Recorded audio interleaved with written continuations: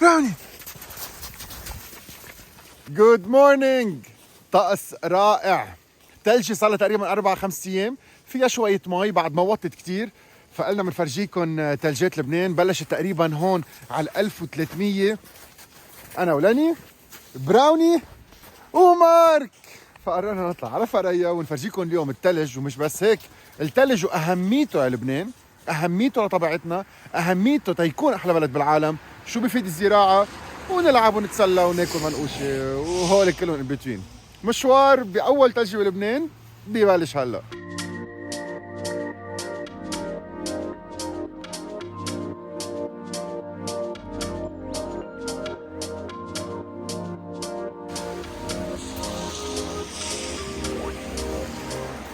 مارك، شو أهمية الثلج للزراعة؟ كثير مهمة، أن الثلج هي فار من المي، ما بتنشف بسرعة، وشوي شوي هي اللي بتخلي كل الينابيع والأنهر تكون ناشفة.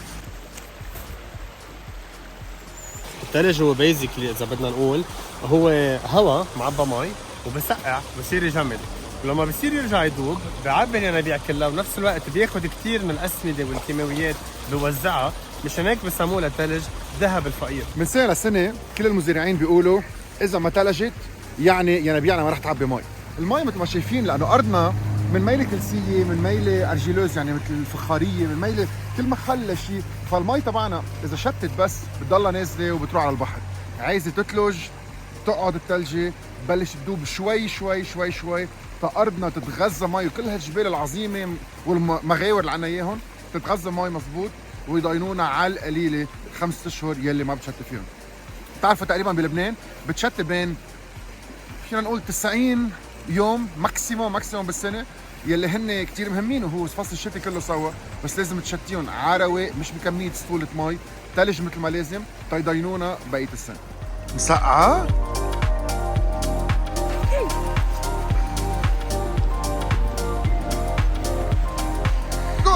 Good boy.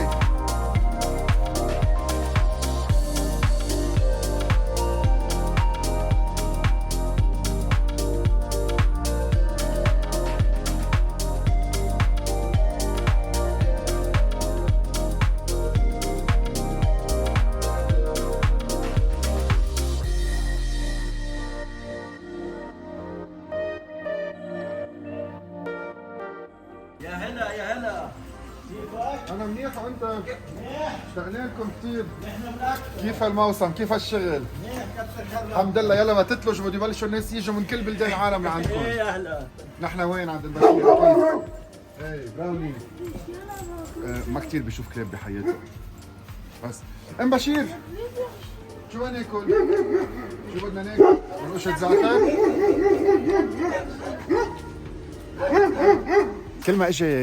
كل ما اجى لهون اول شغله بعملها بوقف هون وبتفاجئ وبنصدم بالجبل المجلل كله سوا. جبل كردبيان فريا كل المنطقه مجلله من مئات السنين. هلا اغلبيتهم عم بيرجعوا يصيروا بيوت وبنايات وبطلنا نزرع، وهيدي من سنتين. هلا بترجعوا بتشوفوا كله شجر كله تفاح، العالم عم ترجع تزرع. تخيلوا جبال لبنان على علو تقريبا 1300 متر وشوي. الكل كان يزرع من زمان وكانت ما في شيء يوقفهم، وهلا الناس رجعت تطلع على الضيعه اكثر واكثر وعلى الجبل اكثر واكثر. رواق كثير، برودات حلوين، طقس بعقد. بلشت شتويه، مع الشتويه بتجي الضحكه، بحب كثير الشتاء.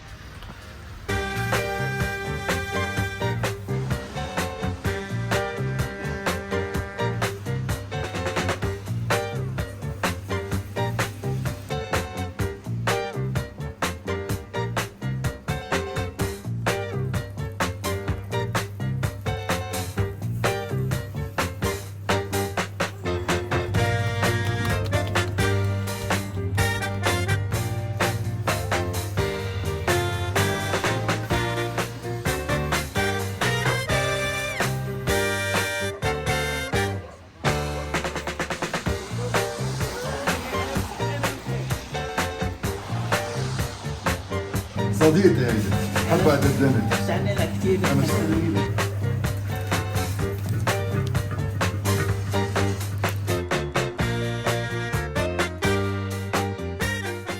بتبلشوا دايما شو؟ بالجبنه معها هالعجينه الزغطوره الرفيعه. القرشة وصل عندكم خفيفه مثل الهواء، برشانه. حار كيف؟ بحب الحار.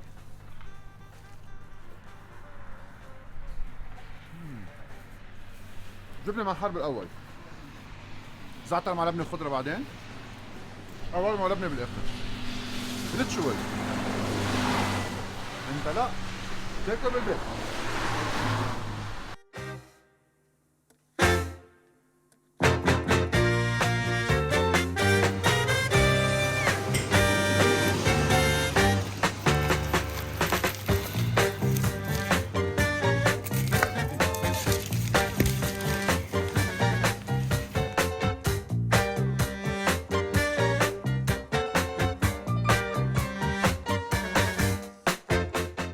بطلة العالم المقيش، الشغل مزبوط، العجينة المزبوطة، اللبنة ما بتدق بالزعتر، نص لفة بعدين لبنة بعدين خضرة، الجبنة والحر الحرات اللي بيزكسكوا بلا ما يأذوا.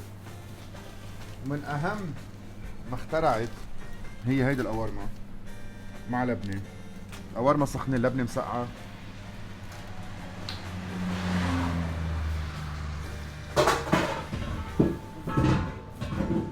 حلم الزعتر، اللبنة على جنب، ما أنا دايقة بالزعتر، الخضرة فريش وقرشة.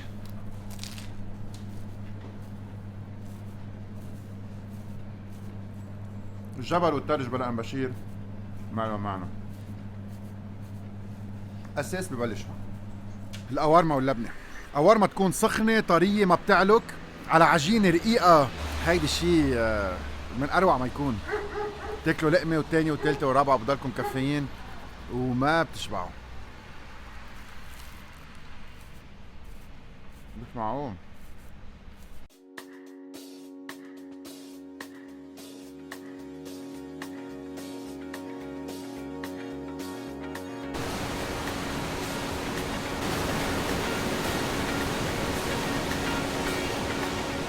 كثير مهم نطلع على الطبيعة ونفهم كثير كيف لها علاقة بالثلج. يعني إذا نحن عندنا مطرح في ثلج وثلجت، بتطلع على الأرض، المطارح يلي بتكون دابت قبل غيرها هي المطارح يلي عادة الحرارة تحت الأرض بتكون دافية أكثر. إذا راقبنا صورنا من فوق نفهم بالربيع شو نزرع مطرح يلي الأرض دافية أكثر وشو نزرع بالمطرح اللي بدها مساعة أكثر.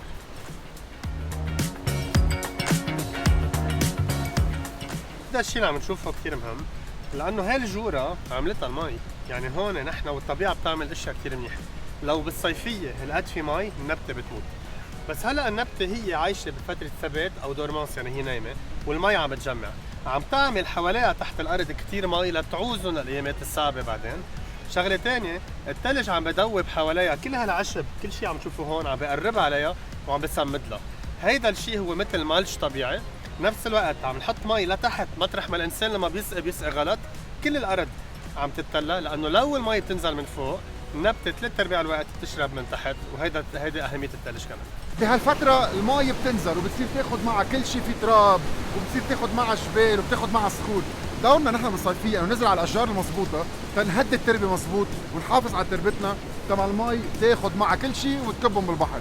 لونها هلا شوي معوكر قد ما اخذي معها تراب، خلينا تاخد التراب السطحي بلا ما تقبع شلوش.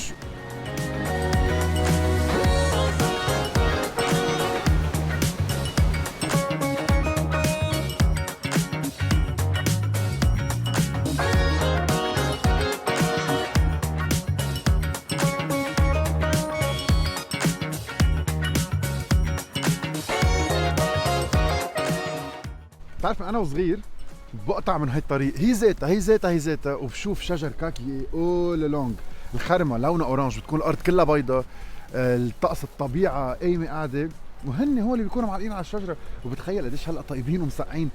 نحن شفناهم ببرماتنا بالصيفيه كيف بعدهم معلقين. شغله كثير حلوه، اول شيء انه الكاكي جاي من اليابان وهو بيكون شوي اون ديكالاج مع كثير من الفواكه. بالسائب عنا بلبنان اذا نحن ما قطفناهم قبل بيكون في ثلج وقتها يكون في كاكي، ولما بتشوف الثلجات نازلين عليها شغله كتير حلوه، والطبيعه بتعلمنا شغله كتير حلوه. انا انه بفكر فيك جبت لك هو معي، هلا بفسر لك بعد شوي ليه. لانه كتير مطارح بالبلد اللي هي بتطلع فيه لما يجمد الكاكي عليها بتساعدك تاكلها، لانه بتبطل تملغص بتلزق. هلا بدي افرجيك صوره كيف بتصير، فكتير هين تصير تشيل كاكي تفتحها وتاكلها. فرجيك صوره على الانترنت. تحط مي حواليها هيك من برا وتحطها على الفريزر، المي بتجمدها، ساعتها انت بتجيب الملعقه بتصير تاكل من دون ما تملغص حالك. نتعلمها من الطبيعه.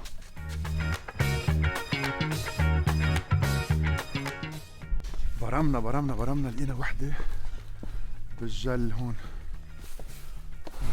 نشوف اذا بنقدر نوصلها واذا بنقدر نقطفها.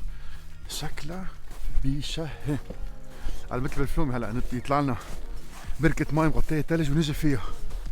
رح تصير مع مارك مش معي.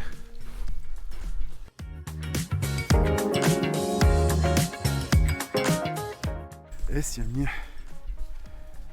واو، هيدي شو سموها؟ ابل خرمة. شو اذا بدك يلي ما بتتخمر. اوه ماي جاد. يعني هي اخذت 3 اشهر شمس 3 اشهر ثلج. هلا بتصير اوه ماي جاد، 3 اشهر شمس 3 اشهر ثلج ومسقعة كأنها طالعة من الفريزر. معك بتوقف كل شيء وبتدوقها. وبصورك مش قادر افكر. هلا على زيت شجرة الخرمة بتشوف منهم هيك، بتشوف منهم كتير بيكونوا طريين. هي الفكرة لأنه الخرمة بتحمل زهور ذكر وزهور أنثى، فيها يذكروا بعضهم يعملوا الخرمية اللي نحن بنعرفها، وفيها تطلع هيك بنسميها بارتن وكاربيك يعني من دون بذر. سو هيدي بتقدر تاكلها هيك. هلا أكيد في أنواع على زيت الشجرة، في منهم بيقدروا يذكروا بعضهم منهم لا، أو في كتير أنواع. فصار في خرمة فيها ناكلها مثل التفاحة، وفي خرمة مضطرين ناخدها على البيت لنخمرها لنصير نتقبل التنن زلفة.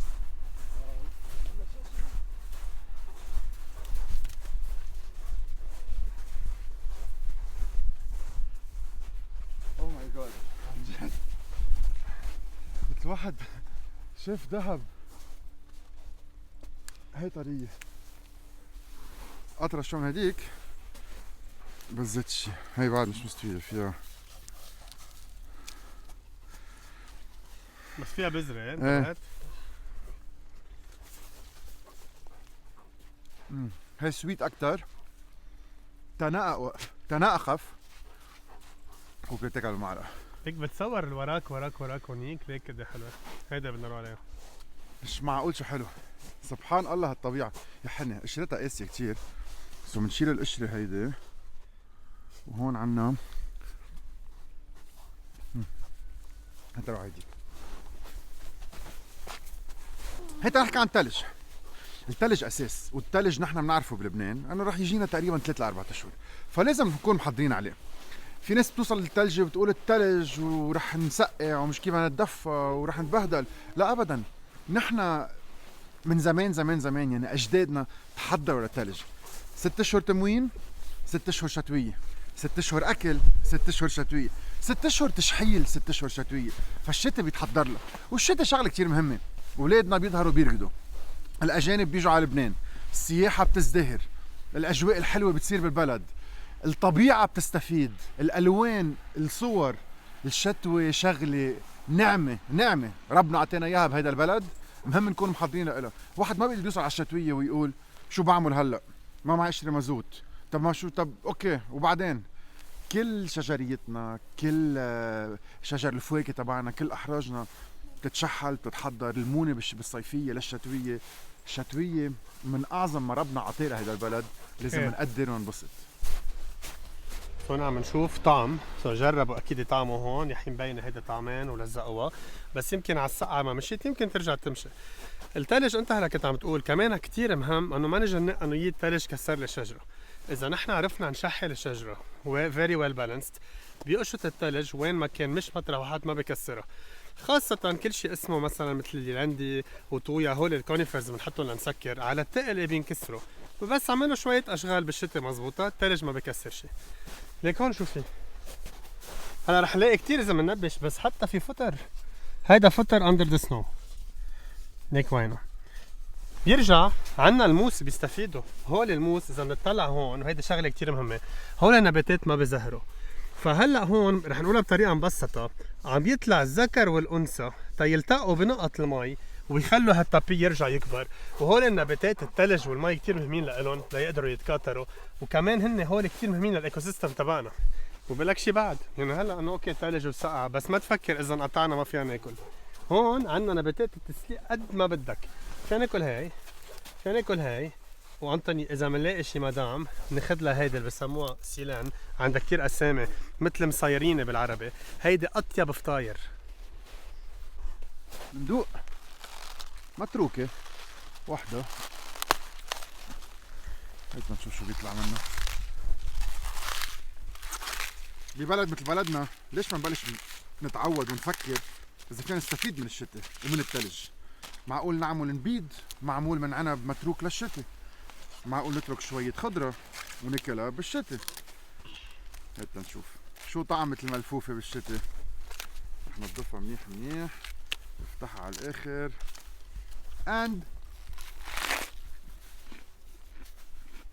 واو الكل رح يحضروا بيقولوا بياكل كل شيء مزبوط. هلا مان ريحتها فريشنس وسقعة كأنها طالعة من البراد.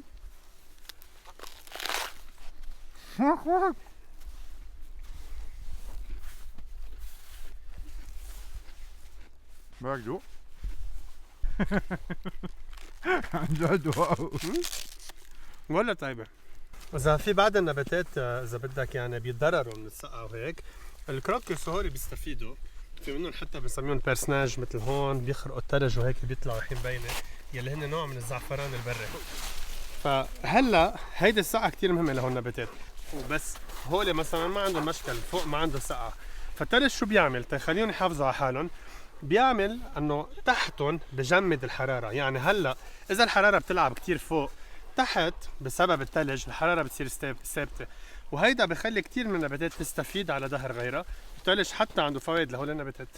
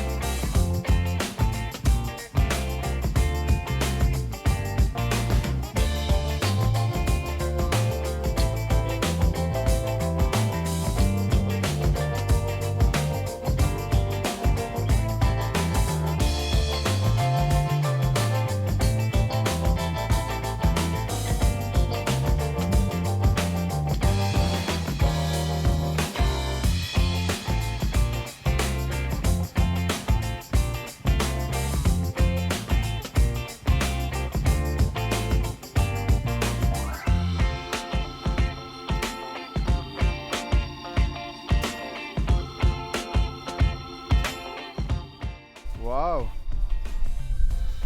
بيك فرد بيان. في شي هالقد حلو، جبال مغطية شجر بتاخد العقل، تمشاية عرواق مثل كأنها هيك شبه محمية، وتحت التلج بتسطل. نحن وين؟ نحن بأحلام. هلا ما بعرف كثير عنه للبروجي، بس المنطقة كثير حلوة. على الشمال كله تفاح، حوالينا كله عزر. إذا بتتذكر أنت وقت رحنا غابة العزر بعكار، هذا الإكيفالون تبع هون. ليك هيدي العزر شو مهضومة هون، يلي هي نوع قريب على السنديان والصنوبر. هول البولات اللي عم بتشوف عليها هن منن أبدا بلوط ولا السنديانات تبع الفواكه تبع أبدا. هيدي حشرات بيعملوا بيتهم ليقطعوا الشتاء، اسمهم جال. شغلة كثير مهمة، كانوا جدودنا مش من هول مثلهم يعملوا الأسيد جاليك اللي هو كانوا يعملوا فيه الحبر من هول.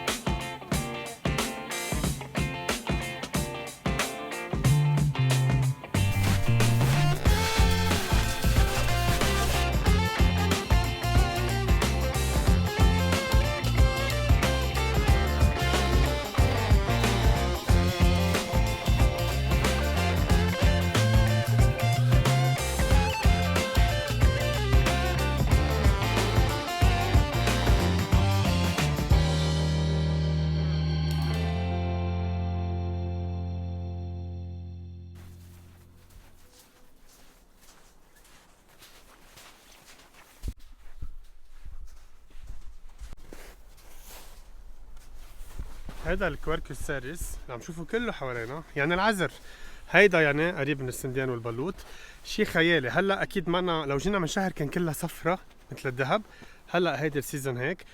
البلوط والسنديان والعذر من عائلة الكستنة، وتعال فرجيك شو عاملين بالكستنة هون.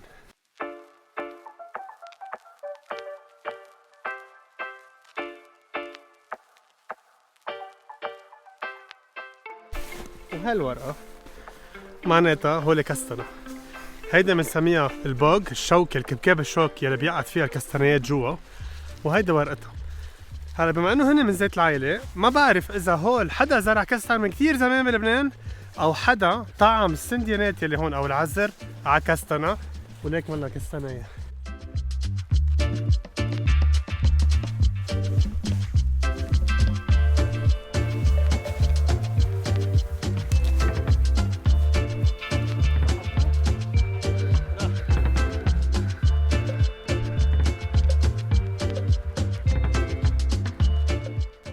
هي وحدة من هون فاضية، من هون بلش الكستنية. لكن وحدة كان فيها 4 لو مشيت. فرجيك اياهم 5. هو اللي بيكونوا كبير. أكيد بدنا فينا نجرب احنا كمان. كستنة صار تشوف الكستنة مع هيدي يعني فيري جود كواليتي. الكستنة تكسروها بتكون كبرت شوي وبتتاكل. صار وقت الشتاء قاسي كتير. صار وقت الشتاء اذا عبالكم تعملوا كستنة بالبيت علومية تتاكلوا كستنة غير شكل. وامبارح عشية صفقت لي دزينتين. بتاخدوا الكستنية بتقصوها وبتنقعوها بالمي بين 2 و3 ساعات، ومن بعدها او على النار بالصوبيا او بالفرن، وبتاكلوا شي غير شكل. بالفرن الحرارة من وين ما كان ومن فوق بتفوت الحرارة من وين ما كان، القشرة تبعها بتبلش تحترق، بس ما بيحترق جوا لانه شربان مي، ببلش ينطبخ مثل كانه عم بينغلى، مثل كانه عم بينسلق، وبتاكلوا شيء ولا اروع من هيك. عندنا كستنة بلبنان. تزايد وكفي على شو كان عم بيقول مارك.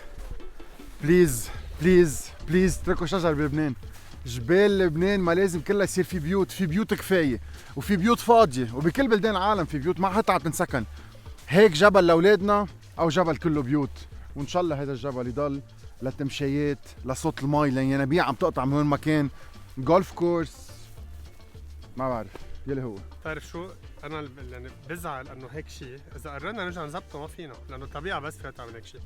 فبركي اذا ناس عم تحضرنا من برا، بركي انه حدا، بركي هلا الاراضي رخيصه، حدا يكون طالع على باله يشتري اراضي كتير ويتركها بس اللبنانيه ليبقوا غابات لاولادنا. صح، او تنعمل حمى او محميه طبيعيه. شو لقيت؟ هاي فيهم يفكروها كستنايه، هي اكزاكتلي هيدي البلوطه تبع هيدي الكواركوس، اسمها كواركوس شوفوليو او شان شوفوليو، لانه بيعمل مثل شعر حوالي البلوطه. هي ورقتها وهي، وهيدا انطوني كنز، هيدا الفواكه تبع الورد، يعني هيدا بسموه سينورودون او الورده لما تروح زهرتها تبقى هي. برجع بقول لك بعد مره اذا صار ما تخاف. من شوي لقينا ميليسا اذا عنا وجع بطن، وهيدا من اهم النباتات الصحيه وفي عنا اكل.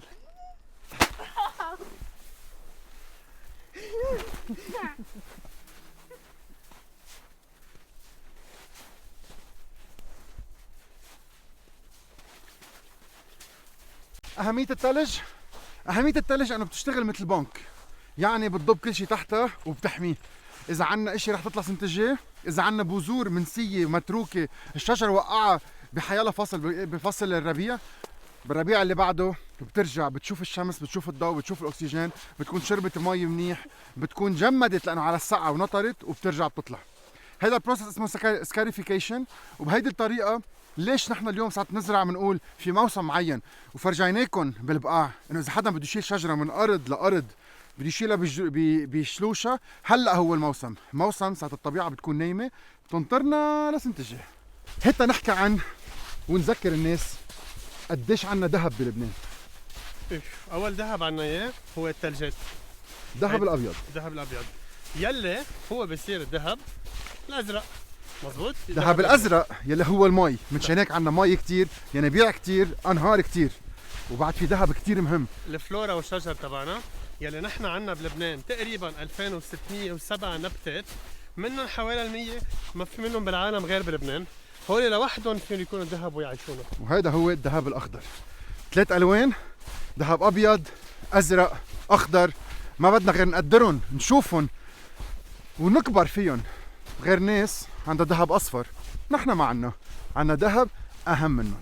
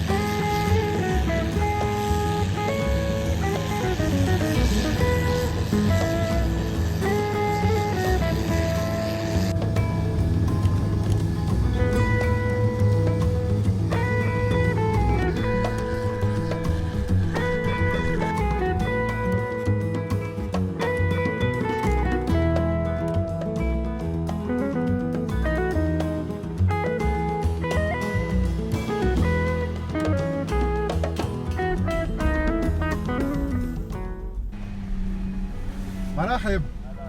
امتى رح يفتحوا؟ السابق عم يقول. خلص هلا عم يحضروا حالهم. يلا جريت باي. لكن رح يفتحوا بيستات سكي ابتداء من السبت مع الاراد. خايف في ثلج منيح. قديش في فرق بالثلج على 1300 متر انجا في على الطراف. هون وصلنا على النقطة يلي هي طلعتكم على القد 1870. في شي 50 سم مرتاح على الاطراف. والاراد بيستات سكي عم بيحضروا حالهم تيفتحوا 1880. سكر الطريق من هون وطلعوا على وردة وهلا بنبلش النسلة.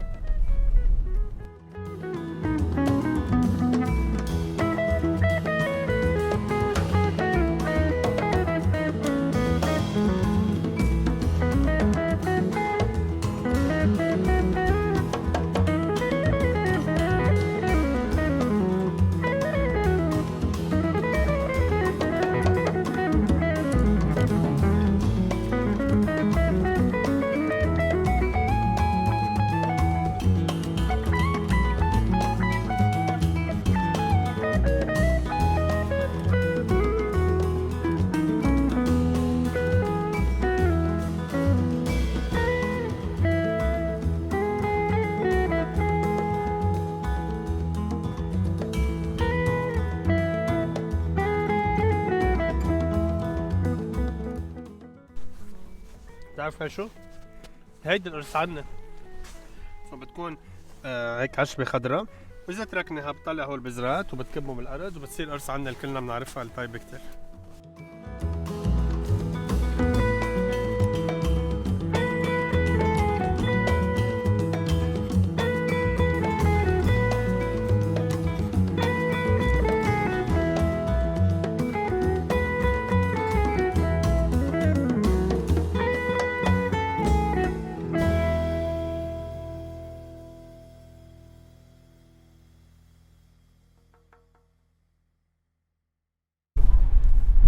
قبل ما تبلش العاصفة تقوى وعم تشوفوا الهواء بلش يقوى، أهم شغلة بالثلج تجيبوا معكم شو؟ دبس، دايما دبس التفاح، دبس الزبيب، دبس العنب، وفيكم تجيبوا عسل إذا بدكم. بالثلج بنعمل كتير أشياء. هيك تنبلش بأول عمله مين؟ ناخذ الثلج وبنعمل جورة. بقلب الجورة باك براوني بنحط شوية دبس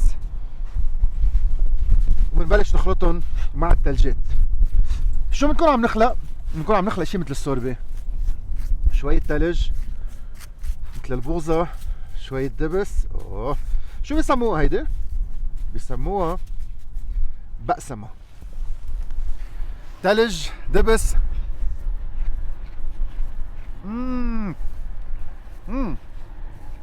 بتقرش من الميل، سويت من الميل، بتاخد العقل، بتاخد العقل. هلا لو الحرارة شوي أوطى يعني فينا نعمل لها هيك مثل جورة صغيرة، ننزلهم بيجمدوا وبصيروا مثل الكراميل. بس يعني نحن مش بكندا. عرفوا شو طيبين؟ رائعين رائعين رائعين. بس ديزرت ايفر. يلا هيك بلشت الشتوية، بيستات عم تحضر، الهوايات عم يعلوا، حرارة عم توطى، ونحن هاي شتويتنا بلبنان ناطرينكم.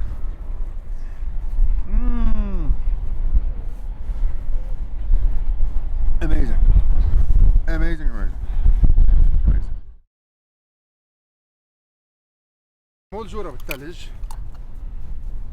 باك باك. خلطهم مع بعضهم، خلطهم منيح تيصير بعد شوي. اي هلا خذ لقمة واعطيني رأيك. باك. كيف؟ همين ها؟ قبل ما خلصهم دبس التفاح من لبنان. يا ليتس جو. براونيز.